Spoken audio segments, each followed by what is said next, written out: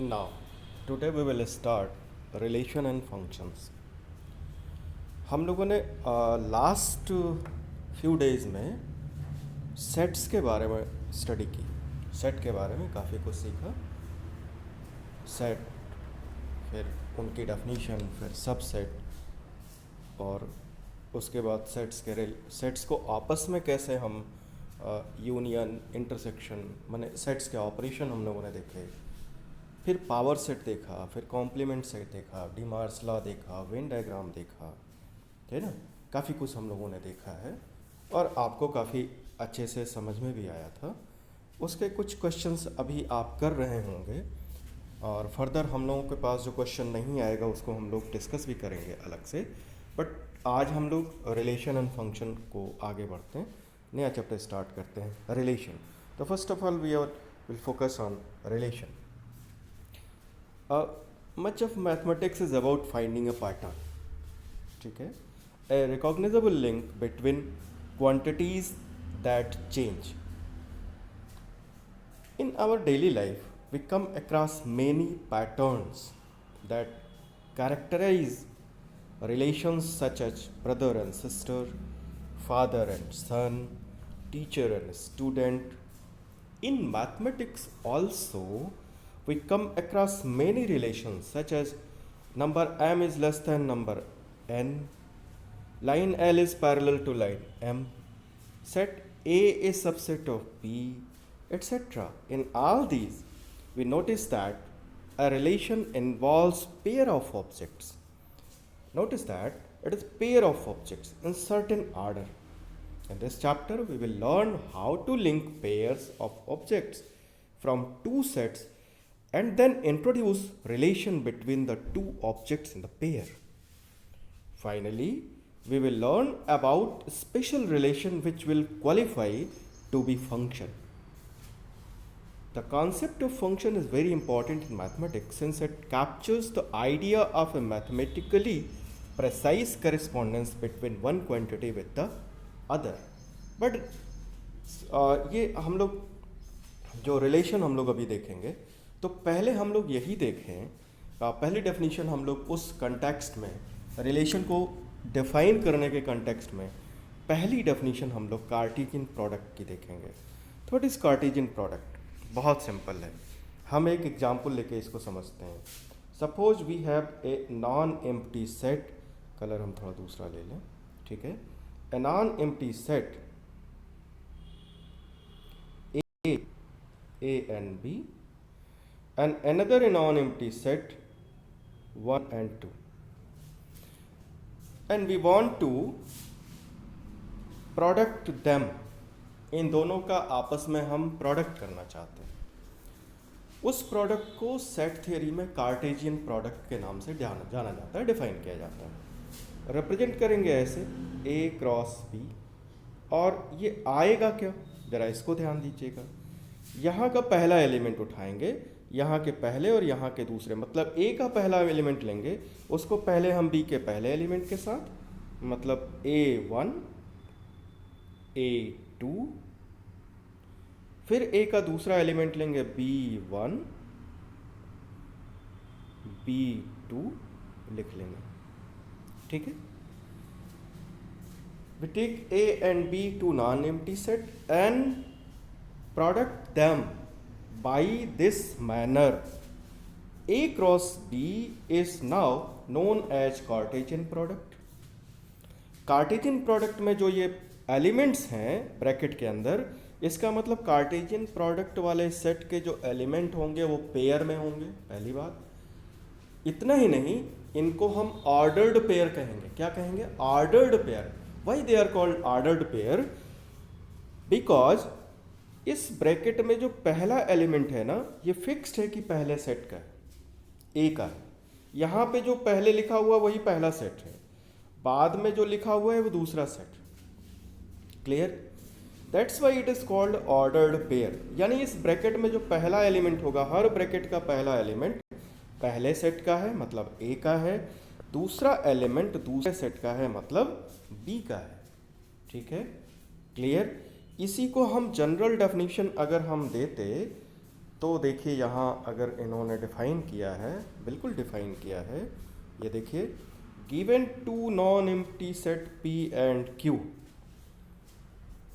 बहुत ध्यान दीजिएगा, यहाँ पहले ही बोल दिया जाता है नॉन एम्प्टी।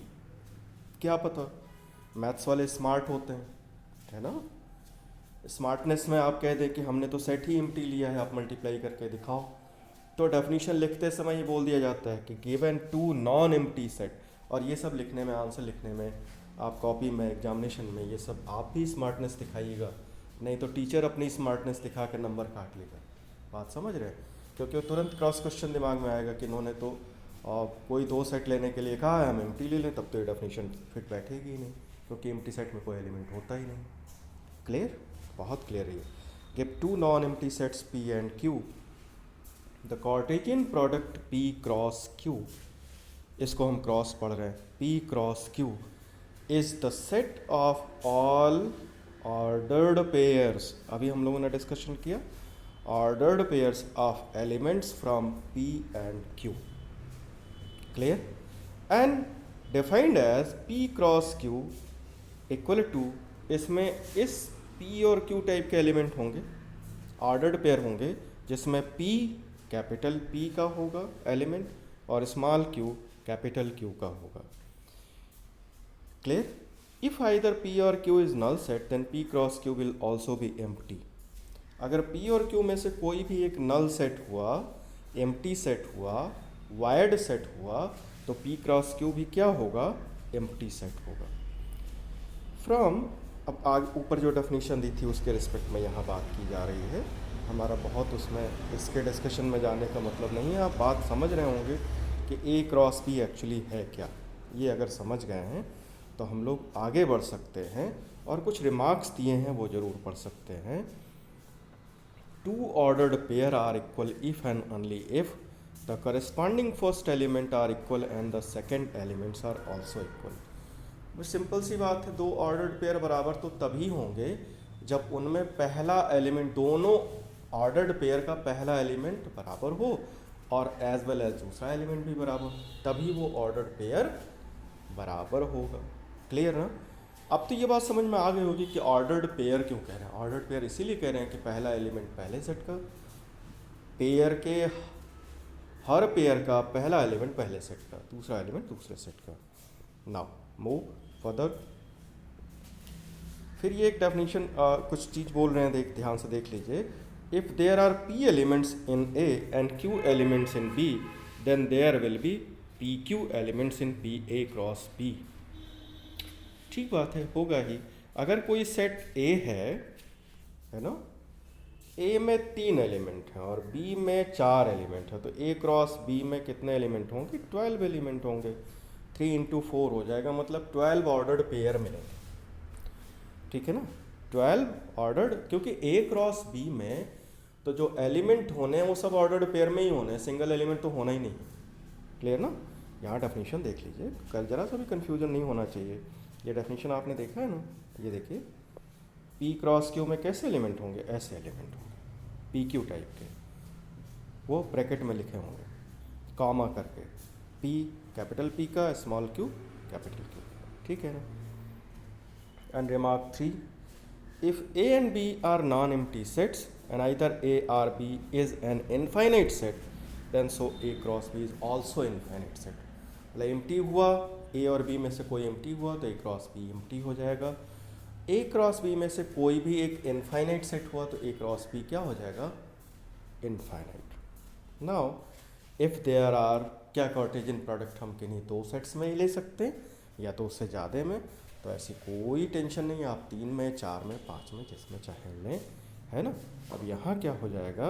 अगर A क्रॉस A, एक एग्जाम्पल बताया जा रहा है, A क्रॉस A, तो 3 एलिमेंट होंगे जिसमें A, B, C are element of A, where there A, B, C are called ordered. वहाँ पेयर कहते थे क्योंकि 2 सेट्स के बीच में था, यहाँ हम ट्रिपलेट बोलेंगे क्योंकि 3 सेट्स में है। नॉर्मली हमारे पास ट्रिपलेट का काम जब हम 3 डायमेंशनल ज्योमेट्री पढ़ते हैं, है ना, 3D, जिसमें लेंथ, ब्रेथ एंड हाइट, जिसको देखने की हमारी आंखें अभ्यस्त हैं। हमारी आंखें किसको देखने की अभ्यस्त हैं? 3D तक का। 4D हमारी आंखें नहीं देख पाती, इसलिए हमने ये डिक्लेयर कर दिया है कि 4D होता ही नहीं है। एक्चुअली हमारी ही प्रॉब्लम है कि हमें 4D नहीं दिखता है। बात समझ रहे हैं? जैसे हम लोग कभी कभी अपनी सीमाओं को अपनी सीमा ना समझ के कुछ घोषणा अलग तरीके की करते रहते हैं। ठीक है, बात समझ रहे हैं? जैसे बहुत सारे क्रिएचर हैं जिनकी आँखों की क्षमताएं अलग अलग हैं, तो उनको जो हमें दिख रहा है वही चीज़ उनको अलग तरीके से दिखती है। क्लियर है? तो ये हमारी भी लिमिटेशन है। एनीवे, ये कुछ एग्जाम्पल्स दिए हुए हैं, इनको ज़रूर देखिएगा। If x+1 comma y - 2 = 3 1। अब अभी ऊपर डेफिनेशन दी गई कि कोई दो ऑर्डर्ड पेयर बराबर तब होंगे जब पहला एलिमेंट पहले के दूसरा एलिमेंट दूसरे के बराबर हो। तो आप इसको इक्वेशन बना के सॉल्व कर लीजिएगा। x+1 = 3 आया, y - 2 = 1 आया, ट्रांसफ़र कीजिएगा, x = 2 आएगा, y = 3 आएगा। एग्जैक्टली दूसरा एग्जाम्पल दिए वो p = a b c and q = r। Form the sets p cross q and q cross p। p cross q बनाइए, तो p क्रॉस q बनाएंगे तो क्या बनेगा? a r b r c r, ये बन गया। q क्रॉस p बनाएंगे तो क्या बनेगा? r a r b r c, है ना? दोनों अलग अलग हैं। यहाँ से हमें ये साबित करने में थोड़ी आसानी हो जाएगी कि p cross q cross p बराबर नहीं होते हैं। However, the number of elements in each set will be the same।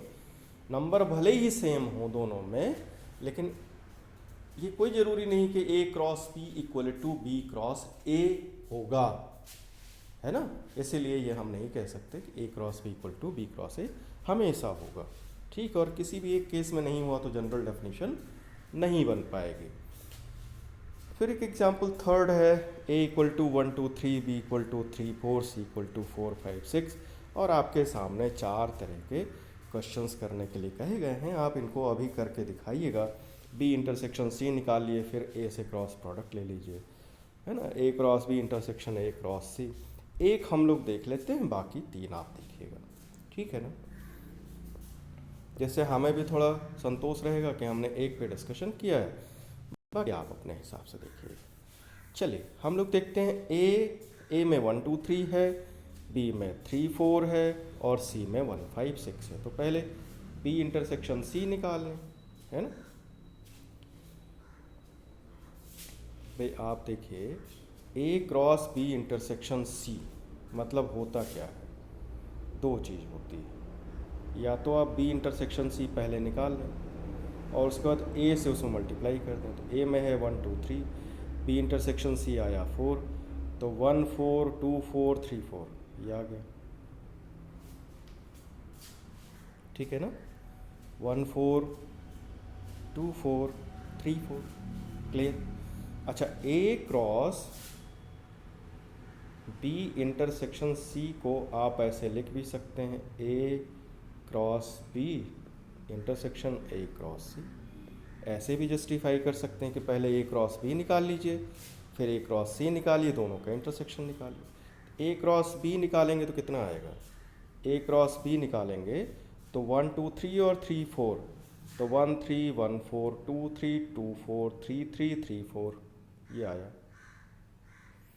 1 3 1 4 2 3, भाई 1 2 3 3 4 ये हो गया ए, ये हो गया बी। 1 3 1 4 2 3 2 4 3 3 3 4 ये लिख दिया। ऐसे ही आप ए क्रॉस सी निकाल लीजिए। ए क्रॉस सी में तो 1 4 5 6 है, तो 1 4 1 5 1 6 2 4 2 5 2 6 3 4 3 5 3 6, ठीक है ना? वो आ जाएगा ए क्रॉस सी। दोनों का इंटरसेक्शन ले लीजिए, दोनों का इंटरसेक्शन लेंगे तो 1 4 इसमें 1 4 इसमें ये मिल जाएगा। 2 4 इसमें है, 2 4 इसमें है, 3 4 इसमें है, 3 4 इसमें है। बस यही 3 पेयर है, 1 4 2 4 3 4, ठीक है ना? तो आप देखेंगे कि यहाँ आपने एक तरीके से प्रूफ कर दिया कि A cross B intersection C equal to this. ऐसे ही यूनियन वाला इसके बराबर हो जाएगा, ठीक है ना? चलिए आगे बढ़ते हैं। तो एग्जाम्पल आप करिएगा। एग्जाम्पल नंबर 4 है, want to form the P cross P, तो आप अभी आपने देखा ही था 1 1 1 1 1 2 1, ये कैसे करेंगे, है ना। पहले P क्रॉस P निकाल लीजिए, फिर उसमें P का मल्टीप्लिकेशन कीजिए, तो ऑर्डर पेयर का मल्टीप्लिकेशन होता चला जाएगा। कर लेंगे, हाँ बिल्कुल करिएगा। ऐसे ही तीसरा example, R is the set of all real numbers, what do the Cartesian product of R cross R and R cross R cross R।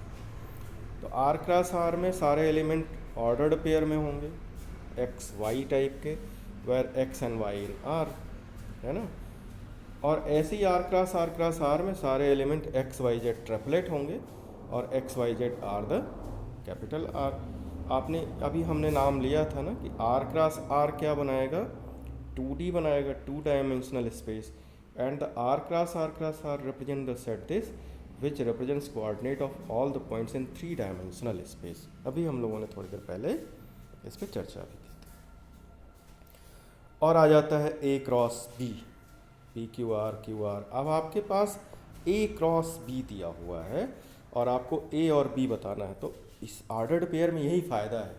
क्या करना है, अब सारे पेयर के पहले एलिमेंट उठा लीजिए, वो A का हो जाएगा, सारे पेयर का दूसरा एलिमेंट उठा लीजिए, वो P का हो जाएगा। तो पहला element P P M M, तो PM हो गया A का, Q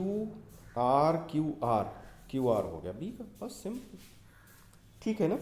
तो ऐसे अब इसमें एक्सरसाइज 2.1 आ जाता है। आज आप इसको पूरा कीजिएगा, एक्सरसाइज 2.1। क्वेश्चंस बहुत आसान हैं और हमारे ख्याल से अभी कर डालिएगा। इसको कर लेंगे तो आपको आसानी हो जाएगी। ये सारा का सारा सिर्फ कार्टेशियन प्रोडक्ट पे है। हम थोड़ी सी डेफिनेशन, 10 क्वेश्चन हैं अभी, कर के हमें दिखाइएगा, ठीक है। हम थोड़ा सा आगे बढ़ते हैं, रिलेशन की डेफिनेशन भी आज हम डिस्कस करना चाहते हैं। What is relation? देखो, रिलेशन कुछ नहीं है, हम आपको एक शब्द में बता दें तो अगर मान लीजिए हम चाहते हैं कि A और B के बीच में आप रिलेशन बताइए, ठीक है। R is relation from A to B or between A and B, where A and B are non-empty sets, then R is defined subset of A cross B। बस इतना ही।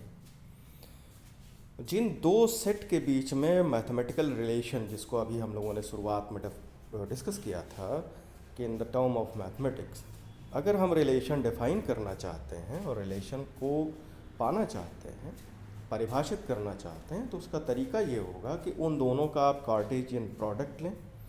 Cartesian product का जो subset होगा वही relation define करेगा, वही relation होगा। Cartesian product का सबसेट, किसके कार्टेशियन प्रोडक्ट का?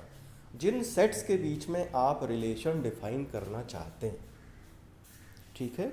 अगर आप A और B के बीच में रिलेशन डिफाइन करना चाहते हैं तो A और B का क्रॉस प्रोडक्ट ले लीजिए, कार्टेशियन प्रोडक्ट, और उसका जो सबसेट होगा वही रिलेशन होगा। चलिए देखते हैं ये साहब क्या कहते हैं। A relation R from a non-empty set A to non-empty set B। देखिए बहुत सावधानी ये लोग बरत रहे हैं, बार बार तुरंत नॉन एम्प्टी सेट बोल देते हैं ना, बिकॉज दे आर स्मार्ट और मैथमेटिक्स वाले स्मार्ट होते हैं।